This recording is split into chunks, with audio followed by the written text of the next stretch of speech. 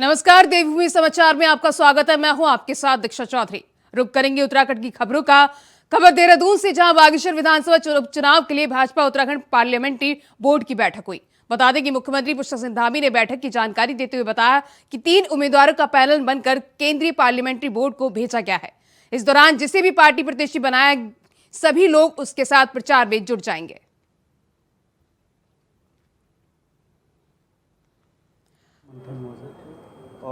चूँकि बागेश्वर का उपचुनाव होना है और उस उपचुनाव के लिए जो संभावित नाम आए हैं उस पर चर्चा हुई है और एक पैनल बनाकर केंद्रीय जो चुनाव समिति है उसको भेजा जाएगा और उसके बाद ही जो है वहाँ से जो भी नाम। गुरुवार देर रात बीजेपी स्टैंड पार्लियामेंट्री कमेटी की बैठक हुई, जिसमें बागेश्वर उपचुनाव पर प्रत्याशी को लेकर व्यापक चर्चा हुई। प्रदेश अध्यक्ष महेंद्र भट्ट ने बताया कि 3 नामों का पैनल केंद्र को भेज दिया गया है और अब जल्द ही नाम तय कर घोषित कर दिया जाएगा। प्रदेश संगठन ने तय किया कि बीजेपी प्रत्याशी 16 तारीख को नामांकन करेगा, जिसमें प्रदेश संगठन के सभी वरिष्ठ नेता, क्यूचे मुख्यमंत्री खास तौर पर शामिल रहेंगे।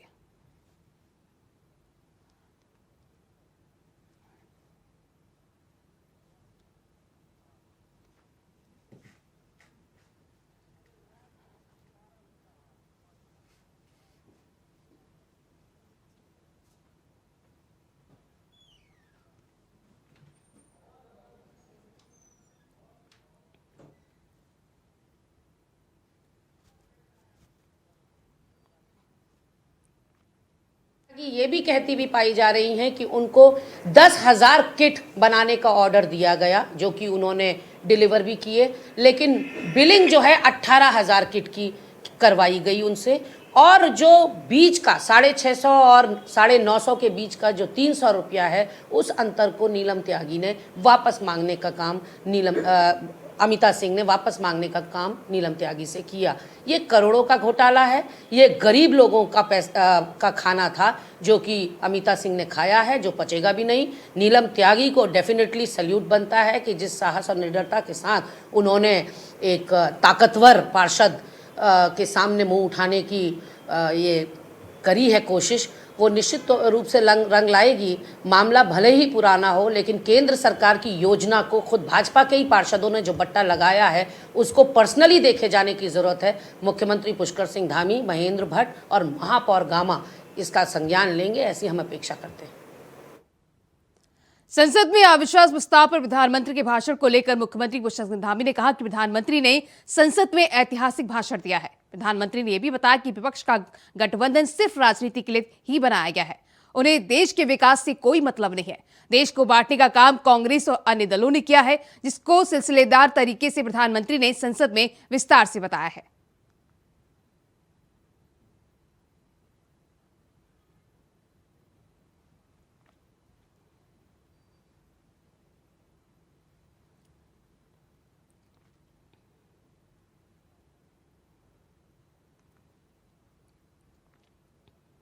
प्रधानमंत्री नरेंद्र मोदी ने 30 जुलाई को मन की बात के 103वें संस्करण के दौरान मेरी माटी मेरा देश अभियान कार्यक्रम की घोषणा की थी। वहीं इस अभियान के तहत क्षेत्र के कई सरकारी विद्यालयों में मेरी माटी मेरा देश कार्यक्रम का आयोजन किया जा रहा है, जिसके तहत फिरान कलियर के MGFM इंटर कॉलेज में कार्यक्रम का आयोजन किया गया। कार्यक्रम में नगर पंचायत अध्यक्ष, प्रतिनिधि समेत छात्र छात्राओं और विद्यालय के प्रधानाचार्य और शिक्षकों ने हमेशा राष्ट्र सुरक्षा के लिए अपने हाथों में देश की मिट्टी को लेकर प्रण लिया।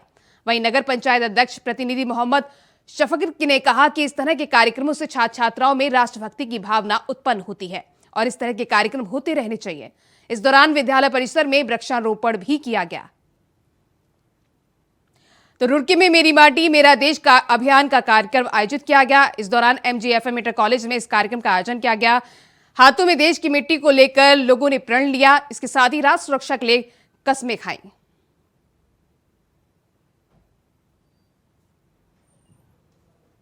के आह्वान पर हमने वृक्षारोपण किया, शिलापट का शिलान्यास किया।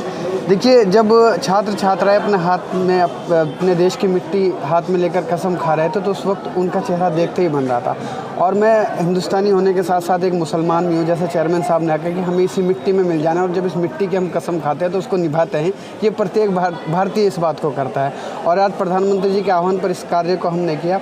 उससे लगता है कि छात्र छात्राओं के जो उनका परिवहन, उसमें भी परिवर्तन आएगा और वो भी सोचेंगे अपने देश के लिए।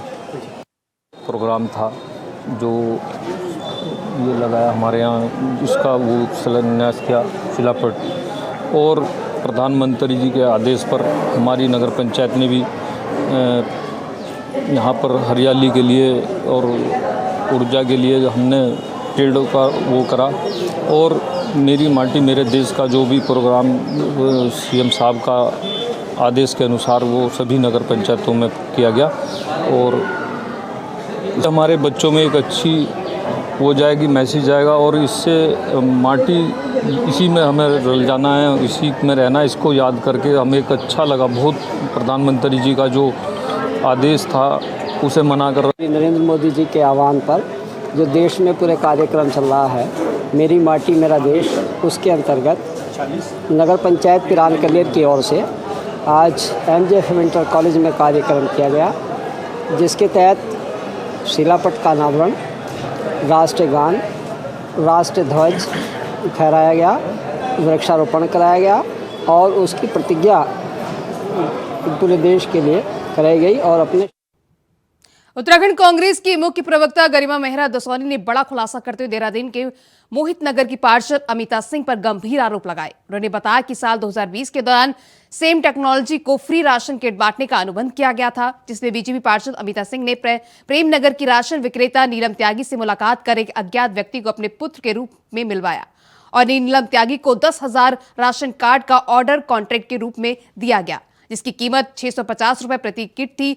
कांग्रेस प्रवक्ता ने कहा कि प्रदेश भर के 3,25,000 किट का टेंडर भारत सरकार द्वारा भारत टेंडर्स को दिया गया था। तो कांग्रेस का बीजेपी पार्षद पर यह आरोप लगाया गया है। पार्षद ने आपदा पर अवसर ढूंढा, इस तरह का कांग्रेस की तरफ से यह आरोप लगाया गया है। इस दौरान उन्होंने कहा कि फ्री राशन के नाम पर करोड़ का खेल किया गया। नीलम त्यागी ये भी कहती भी पाई जा रही हैं कि उनको 10,000 किट बनाने का ऑर्डर दिया गया, जो कि उन्होंने डिलीवर भी किए, लेकिन बिलिंग जो है 18,000 किट की करवाई गई उनसे। और जो बीच का 650 और 950 के बीच का जो 300 रुपया है, उस अंतर को नीलम त्यागी ने वापस मांगने का काम अमिता सिंह ने वापस मांगने का काम नीलम त्यागी से किया। ये करोड़ों का घोटाला है, ये गरीब लोगों का का खाना था जो कि अमिता सिंह ने खाया है, जो पचेगा भी नहीं। नीलम त्यागी को डेफिनेटली सल्यूट बनता है कि जिस साहस और निडरता के साथ उन्होंने एक ताकतवर पार्षद के सामने मुंह उठाने की ये करी है कोशिश, वो निश्चित रूप से रंग लाएगी। मामला भले ही पुराना हो, लेकिन केंद्र सरकार की योजना को खुद भाजपा के ही पार्षदों ने जो बट्टा लगाया है, उसको पर्सनली देखे जाने की ज़रूरत है। मुख्यमंत्री पुष्कर सिंह धामी, महेंद्र भट्ट और महापौर गामा इसका संज्ञान लेंगे, ऐसी हम अपेक्षा करते हैं। उधर नगर निगम की कई प्रयासों के बावजूद देहरादून में डेंगू के मरीजों की संख्या बढ़ती ही जा रही है, जो कि प्रशासन के लिए भी एक समस्या बनी हुई है। नगर निगम का कहना है कि शहर के सभी इलाकों में निगम द्वारा लगातार फॉगिंग अभियान चलाया जा रहा है। उसके बावजूद डेंगू के मरीजों की बढ़ती संख्या निगम के इस दावे पर सवाल खड़े करती हुई नजर आ रही है। वहीं नगर आयुक्त मनोज गोयल का कहना है कि इस वक्त डेंगू के मच्छरों का ब्रीडिंग सीजन चरम पर है, जिसके चलते निगम के प्रयासों के बावजूद मच्छरों का पनपना जारी है। नगर निगम अपने स्तर से सभी तैयारियां कर रहा है, हालांकि जनता डेंगू के मच्छरों से बचाव के लिए जो गाइडलाइन है उनका ठीक से पालन नहीं कर रही है। हॉस्पिटल्स का ये मच्छरों का और डेंगू की साइकिल भी होती है, प्रत्येक 3 वर्ष में काफ़ी स्पाइक उसमें आता है। और तो हमारा पिछले 2 वर्षों में केसेस ज़्यादा नहीं आए हैं, उसका एक कारण ये हो सकता है। हम लगातार इसमें प्रयास कर रहे हैं कि इसको कंट्रोल में लेके आएँ और फॉगिंग भी लगातार जारी है। बड़े वाहन भी हमने बढ़ा दिए हैं, जिसके माध्यम से हम लोग फॉगिंग कर रहे हैं। इसके अलावा जो डोर टू डोर लार्वा के रिडक्शन की हम लोग कार्रवाई कर रहे हैं। सूचना भी लोगों तक रेडियो के माध्यम से भी, पैम्पलेट्स के माध्यम से भी, अखबारों के माध्यम से पहुंचा रहे हैं। डेली बेसिस पे करीब 500 साढ़े 500 हमारी आशाएं घर घर जाके जहाँ लार्वा पाया जा रहा है उसको रिमूव भी कर रही हैं, उसको क्लियर कर रही हैं। थोड़ा सा ये अभी भी थोड़ा सा एक चिंता का विषय ये है कि लोगों तक सूचना पहुंचाने के बाद भी हम लोगों को आज भी घरों के अंदर छतों में, उनके कूलरों पर लार्वा मिल जा रहा है। उनके यहाँ पानी जो रुका हुआ है, और डेंगू का लार्वा ऐसे ही पानी में ज्यादा पनपता है। खबर देहरादून से, जहां मौसम विभाग द्वारा प्रदेश के कई जिलों में रेड और ऑरेंज अलर्ट जारी किया गया है। बता दें कि प्रदेश सरकार ने सभी प्रदेशवासियों और पर्यटकों से अपील की है कि अनावश्यक यात्रा से बचें। साथ ही जिला प्रशासन और एनडीआरएफ की टीमों को 24 घंटे अलर्ट पर रहने के निर्देश दिए गए हैं। इस दौरान प्रदेश सरकार भी लगातार अपनी नजर बनाए हुए है। तो प्रदेश के कई जिलों में रेड अलर्ट जारी किया गया है। मौसम विभाग ने ये अलर्ट जारी किया है। इसके साथ ही एनडीआरएफ को 24 घंटे अलर्ट रहने के निर्देश दिए गए हैं। तो लगातार बारिश के चलते एनडीआरएफ की टीम को अलर्ट रहने के लिए कहा गया है।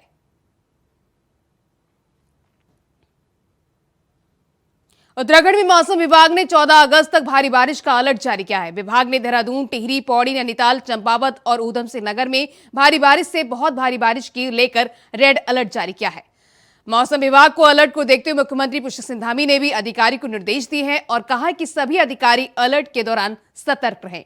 राज्य में आने वाले श्रद्धालुओं और पर्यटकों को भी मौसम का ध्यान रखने की जरूरत है और अगर जरूरत ना हो तो खराब मौसम के दौरान अपनी यात्रा को आगे बढ़ा दे। मुख्यमंत्री का कहना है कि प्रदेश में सभी क्षेत्रों पर एसडीआरएफ और एनडीआरएफ की टीमें तैनात हैं। साथ ही आपदा प्रबंधन तंत्र भी सभी जगह अलर्ट मोड पर काम कर रहा है। तो मौसम विभाग को लेकर यह अलर्ट जारी किया गया है। 14 अगस्त तक भारी बारिश का यह अलर्ट जारी किया गया है। इसके साथ ही 6 जिलों में बारिश का रेड अलर्ट जारी किया गया है। इस दौरान सीएम पुष्कर सिंह धामी ने अधिकारियों को अलर्ट रहने के निर्देश दिए हैं। इसके साथ ही एसडीआरएफ और एनडीआरएफ की टीमें भी तैनात की गई हैं।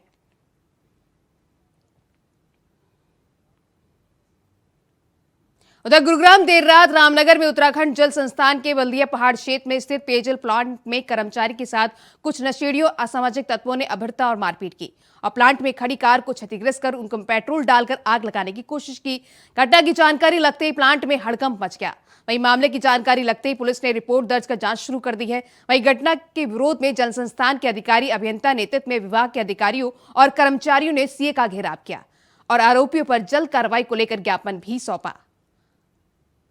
तो रामनगर में पेयजल प्लांट के कर्मचारी पर यह हमला किया गया है। इस दौरान असामाजिक तत्वों ने उनके साथ मारपीट की। प्लांट में खड़ी गाड़ी को भी क्षतिग्रस्त कर दिया गया। इसके साथ पेट्रोल डालकर आग लगाने की कोशिश की गई, जिसके चलते रिपोर्ट दर्ज कर जांच में पुलिस मामले की जांच पड़ताल में जुट गई है।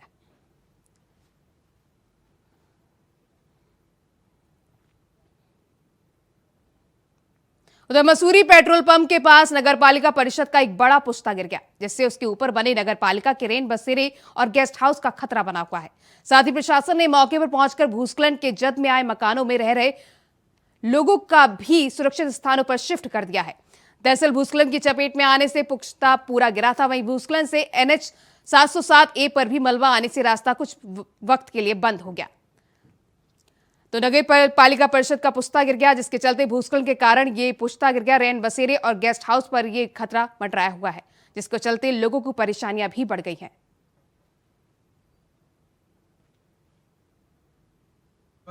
रात के 3 बजे की बात है और 3 बजे जब हम सो रहे थे, बच्चों के साथ में सो रहे थे, अचानक ही पुस्ता गिरने की आवाज़ आई तो हम सारे बाहर भाग के आ गए। हमने देखा तो पूरा ही बह गया, वो घर के नीचे तक पूरा खाली हो चुका है और यहाँ पे इतना खतरा हो चुका है कि हम यहाँ पे जो है बहुत ही डर डर के रह रहे हैं। अगर यहाँ पे हमने ज़्यादा वो रहे तो ये कभी भी नीचे गिर सकता है। ये तो बारिश की वजह से ज़्यादा ऐसा पहले से बोल रहे थे कि ये जाएगा, पर तब भी वो पूरा चला गया। पहले तो एक दिन तो पहले छोटा गया, पर तब आज की रात की बारिश में सारा चला गया। हमारी टीम गई भी थी मौके पे और नगर पालिका को निर्देशित भी किया गया, आदेश भी जारी कर दिया गया है कि उसमें जो भी जहाँ पे पुस्ता गिरा है उसमें तत्काल, क्योंकि वो खतरे की जद में फैमिलीज भी हैं और लोग भी हैं, तो वहाँ पे अत्यावश्यक है कि उसमें कार्रवाई की जाए और नवनिर्माण का कार्य भी कर दिया जाए। जो पुस्ते का रिपेयर का काम भी है तो उसमें नगर पालिका को आदेशित कर दिया गया है कि उसकी कार्रवाई तत्काल कर दी जाए। फिलहाल वक्त हो चला, छोटे से ब्रेक का, फौरन हाजिर होंगे। ब्रेक के बाद बढ़ते खबरों में आगे। उत्तराखंड के सेब को नई पहचान दिलाने, राज्य में सेब की बागवानी बढ़ाने और काश्तकारों को लाभ पहुंचाने के लिए धामी सरकार ने पहल की है।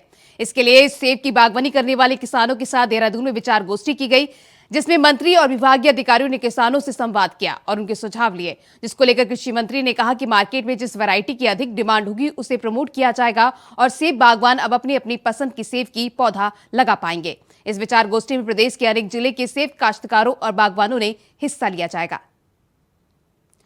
तो सेब को नई पहचान मिलेगी। सेब की बागवानी, प्रदेश के मुख्यमंत्री पुष्कर सिंह धामी जी का आभार व्यक्त करता हूं जयपुर मिशन में मात्र पहले 4 करोड़ रुपये मिलता था, 35 करोड़ की व्यवस्था हमने उसमें की है। और पूर्व में भी मैंने मंत्री बनते ही एक संवाद कार्यक्रम किसानों के साथ किया था। पूर्व में ये होता था कि एक ही प्रकार का वैरायटी का पौधा किसानों को दे दिया जाता था, कहा था साहब इस पेड़ को आप लगाएं। हमने पूरे प्रदेश के 29 किसानों को यहाँ पर बुलाया और उसके बाद जो उनकी राय उसके अनुसार हमने पौध वितरण किए। हमने इस बार 12 लाख से अधिक पौधों का वितरण। अब देखिए, गोष्ठी के लिए हृदय से बहुत आभार मंत्री जी का, ये सार्थक पहल है। लेकिन जिस सेब पे इन्होंने रखा है उसमें बहुत सारी खामियां हैं। लगभग 5 लाख सेबों का या 5 लाख पौधों का पौधारोपण हर प्रतिवर्ष हो रहा है, लेकिन उद्यान विभाग के पास कोई भी रिसर्च विंग नहीं है और बाहर से जितने आयातित पौधे आ रहे हैं उनको क्वारंटीन। उत्तराखंड डीजीपी अशोक कुमार ने बुधवार को परिक्षेत्र और जिले के प्रभारियों के साथ वीडियो कॉन्फ्रेंस के जरिए बैठक की। बैठक में भारत सरकार के कार्यक्रम स्वतंत्रता दिवस को लेकर डीजीपी ने दिशा निर्देश दिए। हेट स्पीच में दोषियों के खिलाफ मुकदमा दर्ज, भूमिया, ड्रग्स माफिया, नौकरी लगवाने और विदेश भेजने के नाम पर धोखाधड़ी करने वालों पर गैंगस्टर एक्ट, स्वतंत्र दिवस को लेकर सघन चेकिंग के निर्देश भी दिए गए। तो डीजीपी ने अधिकारियों के संग बैठक की। इस दौरान उन्होंने स्वतंत्रता दिवस की तैयारी को समीक्षा की और साथ ही सुरक्षा को लेकर जरूरी दिशा निर्देश भी दिए।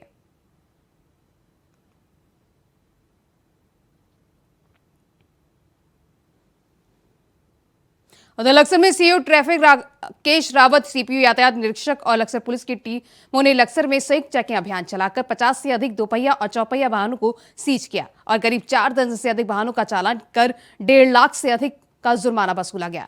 तो पुलिस ने 50 वाहनों पर कार्रवाई की। यातायात नियमों के उल्लंघन पर यह कार्रवाई की गई। 1.5 लाख से अधिक का जुर्माना पुलिस ने वसूला। हरिद्वार क्षेत्र में लगातार हो रहे सड़क हादसों के मद्देनजर पुलिस प्रशासन ने कमर कस लिया है। इसे लेकर के 3 विभागों द्वारा सिविल पुलिस, ट्रैफिक पुलिस और सीपीयू ने संयुक्त अभियान चलाया है, जिसके तहत तकरीबन 3 दर्जन से अधिक लोगों के चालान किए हैं और 1.5 लाख से अधिक का जुर्माना वसूला है। इस पर सबसे ज़्यादा ट्रिपल ड्राइविंग, बिना हेलमेट के ड्राइविंग या फिर वो लोग जो बिना फिटनेस वाली गाड़ी चला रहे हैं, यानी कि और स्पीड के साथ साथ में बिना कागजात के भी जो लोग ड्राइविंग कर रहे हैं उन्हें रोक करके उनके चालान किए गए हैं। और साथ में लोगों को हिदायत भी दी गई है कि वो स्वयं अपनी रक्षा करें, यानी खुद के लिए भी सुरक्षित रहें और दूसरों के लिए भी सुरक्षित रहें, ताकि किसी और को दुर्घटना का शिकार न होना पड़े। उन्होंने यातायात के पाठ भी पढ़ाए हैं और साथ में लोगों को आने वाले दिनों के लिए यातायात के नियमों का उल्लंघन करने पर कड़ी कार्रवाई किए जाने की चेतावनी दी है। आने वाले दिनों में इस दायरे को और ज़्यादा बढ़ाया जाएगा, यानी कि ये चेकिंग अभियान लगातार हाईवे पर चलाए जाएंगे। जसप्रीत सिंह, इंडिया। तो फिलहाल देवभूमि समाचार में बस इतना ही। खबरें लगातार जारी हैं। नमस्कार।